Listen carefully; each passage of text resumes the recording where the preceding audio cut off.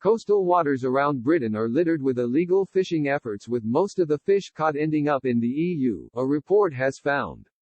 It comes amid a chorus of calls for the UK to crack down on overfishing and tighten coastal restrictions after the EU transition period ends. Activists have urged the government to seize the opportunity to do so and have called Brexit a second chance. The Blue Marine Foundation has claimed over 100,000 tons of fish were brought to shore at Dogger Bank in the North Sea in 2017 and 2018, adding that less than 5% of this was accounted for by the UK. The foundation described the figures as part of an unlawful asset stripping operation.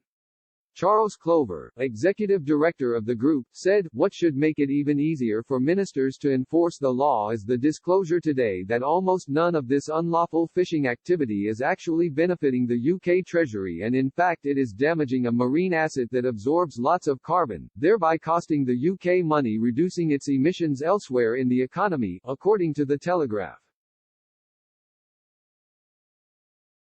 The Blue Marine Foundation said the operations were illegal under the Offshore Habitats Regulations. The group, along with activist groups Greenpeace and the Marine Conservation Society, recently called on the government to enforce tighter controls on the UK's protected offshore marine environments after it leaves the Common Fisheries Policy. Activists say such protections should include a ban on pelagic supertrawlers and controversial bottom-towed fishing gear, which can destroy marine habitats due to heavy equipment being dragged across the sea floor. Under the Common Fisheries Policy, all European fishing fleets have the same access to EU waters in order to ensure fair competition.